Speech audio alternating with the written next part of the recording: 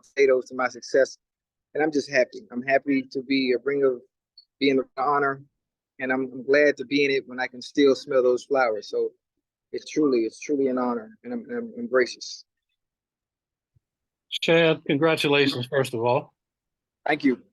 Um, is this the top of the mountain for you? I mean, you've come a long way, man. You worked hard. There was a dream you had as a kid, and now to get to this place, where does this rank for you? At the very top, at the very top. Cincinnati, the organization, the fans, they embrace me, my true, authentic, organic self. They didn't want me to change. They be someone that I wasn't myself. And for that's most. This is why being inducted into the Ring of Honor, why I was able to be myself and enter. This is really dope. It's a really, really good feeling. Thank you.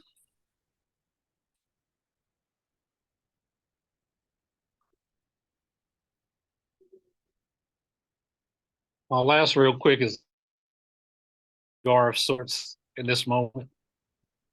Yes. Yeah, I am celebrating at a cigar bar. I'm only pretty quiet. Um, so I'm not sure.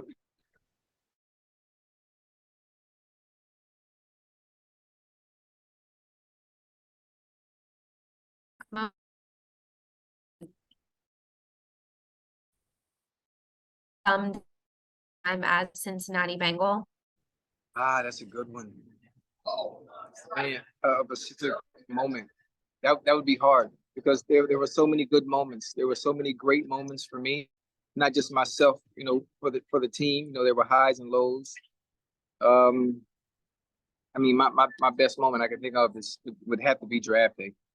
It would have to be nothing tops that. Nothing tops that feeling. Nothing tops that experience. Nothing tops that moment in itself. And all the hard work finally paying off and being able to get drafted. Chad, go ahead. No, go ahead. Go ahead, Butchie. Chad, do you remember the catch against Kansas City in 05 when you guys no 09 when you guys clinched the division? It was the back of the end zone. It was a third or fourth down red zone, and it was kind of a classic. You had your toes up and kept it in. It's hard to go back and remember some of these catches, but I'm wondering, did that one actually won the division? Does that stick in your mind at all? No, not really. I'm trying to see if Hobbs, correct me if I'm wrong. When I did score that touchdown, did I put up the 1 and 5 for Chris Henry? I'm trying to see if that was it. You did. Okay, I remember that. I remember exactly now. I know exactly what catch you were talking about. And I think, if I'm not mistaken, Flowers was his last name. Flowers was covering me. For the Chiefs. Yes. Chiefs. Yeah. Yes. Okay. I do remember now. Yes, sir. And then, but you remember because of Chris. I do remember. I remember because of Chris, because I remember scoring. I remember the route itself. It was more so. It was like a diagonal from the outside. It was a diagonal, and I came in, and I remember catching. I remember throwing up the 1 and 5, but I didn't know it was a clean division. I didn't remember that part.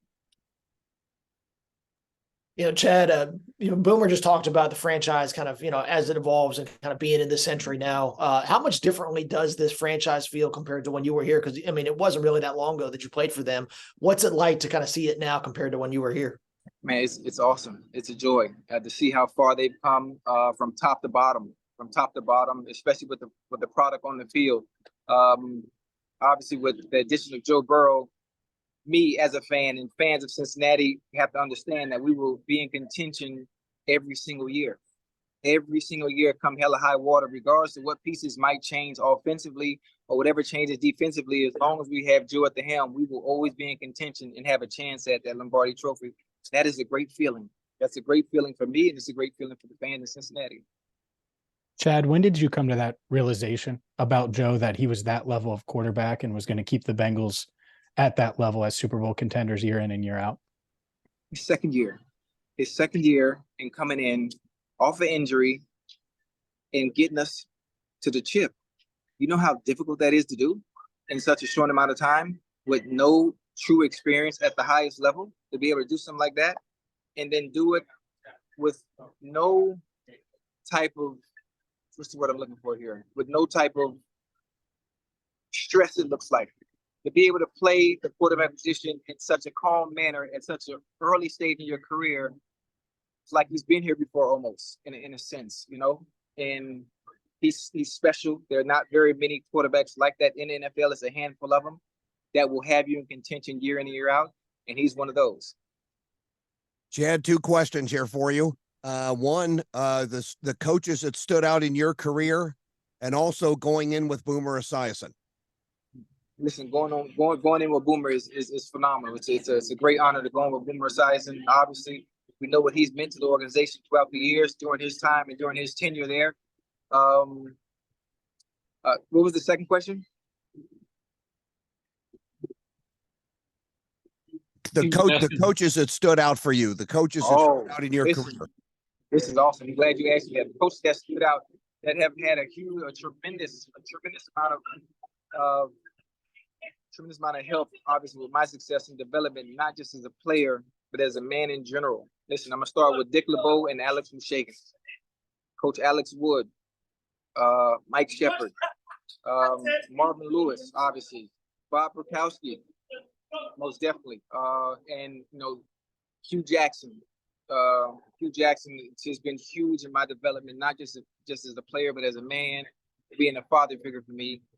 Him and Marvin have been, even still to this day, in my life in such a way to where it's almost like guidance, and to make sure I do things right, man. So they've been tremendous for me. Obviously, Zach Taylor, with me not being part of that team, but Zach has always had open arms in everything that I've done, and being always been welcoming me when I've come. So it still feels like, even though I'm not playing, it still feels like I'm part of the Bengals. The organization themselves, Mr. Brown, Troy, and Katie, Elizabeth, them always embracing me, as I do them, from afar. It's been dope, which is why I praise the organization every chance I get. Chad, do you ever feel like your personality overshadowed the greatness of your football talent? And I'm glad it did. Because I didn't care about stats. I didn't care about numbers. I didn't care about all that stuff. I played the game of football the same way I played it when I played at Liberty City Optimists. When I played in high school, I just had fun. I was about having fun. I was about entertaining. The numbers were going to take care of itself. Obviously, the end goal is to win a Lombardi. I wasn't able to attain that. I wasn't able to get that. It's a team sport, but what I did is I did my job to the best of my ability and entertain the masses. And that's all I cared about, doing what I could do to make football fun again in Cincinnati. And I think I did that. Hey, Chad, it seems like there are a lot of times that you sneak into Bengals games almost, where you show up unannounced and there you are all of a sudden in the front row. Do you know exactly how many Bengals games you went to last year, roughly? Last year I went to 2. I always go to 2. I went to 1. I go to 1 home game, and then I go to a playoff game. And obviously, I'm trying to keep that consistency going each year. Do you have any interest in going to a Bengals game in Kansas City on New Year's Eve? Is that something that you would pursue? No, I don't really like going to away games and sitting with the opposing fans. Even though it's love regardless of where I go. I prefer watching us at home, if I do go, but if we're away, I'll probably watch on TV. And the last thing I'll ask you is about Patrick Mahomes and Joe Burrow. Obviously, there's debate right now. Joe Burrow is 3-1 against Mahomes. He's won 2 Super Bowls. How does that debate get settled for you? Listen, on the field, the debate always gets settled on the field, and at some point, it will even out where Joe will have a Super Bowl or 2, and that's just what's going to happen. Who's the best wide receiver? Is there a touchdown celebration that you never got to do that you had in your pocket that now you can kind of let us know, had I done this was in queue? Yeah, I remember the game too. It might have been 2005. The last game we played might have been Kansas City, and we played in Kansas City. We played in Arrowhead, and I remember Patrick Surtain was there, if I'm not mistaken. I might be wrong, but You guys remember the easy button from the Staples commercial? When you Yes. push the easy button, it says that was easy. I remember I put the easy button in the north and south end zones under the goalposts. And I wasn't able to score that game. I think I had a decent game, but I wasn't able to score. But if I was able to, I was going to score, grab the easy button and run to Carson and just have him press it. And, you know, and that was the whole concept behind that one. And that was the only one I wasn't able to do. Is there Thank other you. celebrations that stand out over the years? The only one that stands out that I like the most, obviously, was the Hall of Fame jacket and the marriage proposal. Obviously, with the Hall of Fame jacket, I felt at that point I had crossed the 10,000 yard mark when I caught that ball, if I'm not mistaken. And at that point, I felt I was Hall of Fame worthy. I understand the politics that come with the Hall of Fame and how they judge on who they let in. It's a toss up. But at that point, I felt I was Hall of Fame worthy. So I didn't need their validation or their acceptance. As far as I'm concerned, I put myself in, and that's how that goes. Will there be a special celebration come September that you'll get to share again with the fans in Cincinnati? No, probably not. Probably not. I mean, just an I love you to everybody. Thank you to everybody. And I'm assuming I could probably officially retire now because I've been working out and hoping I get an opportunity to come back and play DB, but it looks like that's out the window now. Why DB? Because I'm a better DB than receiver, honestly. And I was supposed to be drafted, which many people don't know. I was supposed to be drafted as a DB. It was just unfortunate circumstances. I came in as a receiver. We just had too many DBs at the time, so I couldn't switch positions. Who is the best receiver in the league right now? 1A, Devontae Adams. 1B, Jamar Chase, and Justin Jefferson. It's very hard to determine when you say the best. And obviously, I put Devontae Adams first because of the consistency over the years, even leaving Green Bay and going to a new organization and still maintaining that production. But up next, you know, when Devontae is done, is Jamar Chase and Justin Jefferson by none. It's not even close. What's it like watching T and Jamar kind of, take the mantle from franchise had a lot of great receivers, and what's the relationship been like with those young guys as they've kind of gotten accustomed to the league? Listen, the relationship with them has been very, very fun. It's been great. I'm sure they're sick of me texting. I'm sure they're sick of me FaceTiming all times of night, just regardless. I bother them for no reason. I bother them for no reason. It's like all of you have kids, and whenever you get your kids' phones and your kids just call you for no reason, that's a problem I have with them. I hit them randomly just for no reason, and just being able to watch them, man, and me not being too far removed, from the game, and it's a joy just to watch them play, to interact, to talk with them, to challenge them, feeling like I can cover them still, to this day. And it's really dope. And them as well, they've been accepting, to me. And I mean, it's really a dope feeling. Very, very dope feeling. Chad, is there a season or a game that stands out that you regret it turning out the way it was, whether it's a playoff loss or a performance by you that stands out? Probably the 2005 when Carson went down. I think if Carson was able to stay upright and the situation with the knee didn't happen, we would have a Lombardi. We would have a Lombardi trophy. Obviously, I would have liked the back-to-back Jets game to have been different on my part from a production standpoint. But obviously, I was going against arguably one of the greatest, if not the greatest, outside of Deion, DBs at that time in Revis, and that's pretty much it. I played a very long time, and that was probably the one instance I didn't do what I was supposed to do to help my team win. Chad, your feet and your footwork separated. Hey, what's happening? I love you, Dave. How you doing, man? Oh, we got to get McDonald's when I come in town. Little Mickey D's. I love it. Sure. So your feet and your footwork separated you from everybody in terms of route running, and you're an extraordinary route runner. Do you have a go-to route? Did you have one that you like more than any other? I mean, your ability to get both feet in bounds of the sideline was second to none. But what about a route? My favorite route, honestly, That's a good one. Probably a curl of the dig, especially when somebody's off. But if somebody is pressed, like I was more comfortable with somebody in my face as opposed to them being off. Despite I really like when people were in my face. It made it for me. I felt a lot more comfortable with somebody as Chad, what's the name of the cigar bar and where is it? Long Ass Tampa. Right now, I'm a Long Ass Cigar in Ybor. Just you little, but and I'm just sitting here. I just came out the boat. I have another fight coming up anyway, but other than that, that's a tip.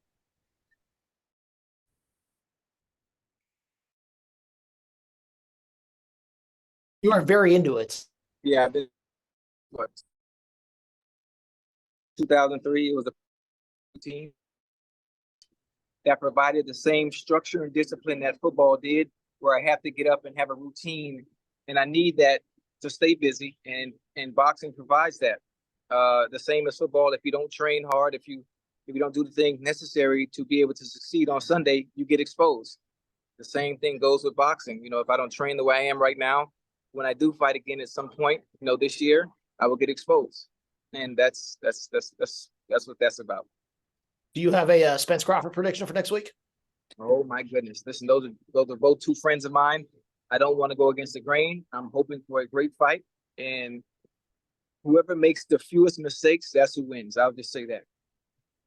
God, no one on this call I think is going to experience it. But what's it like living at Paul Brown Stadium? The first 2 years, it was easy. It was very easy. Obviously, coming from a college atmosphere where you didn't have much, and then coming to an NFL stadium that provides everything, it's like living in a luxurious hotel. You mean to tell me I don't have to buy a house? You mean to tell me I don't have to rent a home because you have a player's lounge with the TV, with the pinball machine, with the PlayStation, with the Xbox? Wait, you have showers. Oh my goodness, there's a cafeteria with food. Please explain to me why am I coming in as a rookie and getting a place when everything I need is right here at home at my job? It made no sense. Well, until Marvin came in and he told me it's time to grow up, be responsible, and get a place of my own so you can be a man. That was his thing. You are a man now. So I had no choice but to leave my third year. Chad, I haven't heard you talk that much about what kind of culture shock it was going from the Bengals to the Patriots in 2011, a year you did make the Super Bowl with Tom Brady. Yeah. What was that experience like for you? And how different? It was good. It was good. Obviously, it was different from the Bengals at the time. Two different regimes, two different teams, the way they're run. There's a thing called the Patriot way. It doesn't have to be explained to you from the outside looking in. You hear it all the time, but you don't understand what it is unless you're in the atmosphere. I've never been to the Army. I've never been to the military. Obviously, I'm not a veteran. We all know that. I'm not sure if anyone else on this call has been. But if I was to make an example on what it would be like being a part of that organization, go to this as far as first time, when cost your life about football the way. And that's everything that much is Bill Belichick.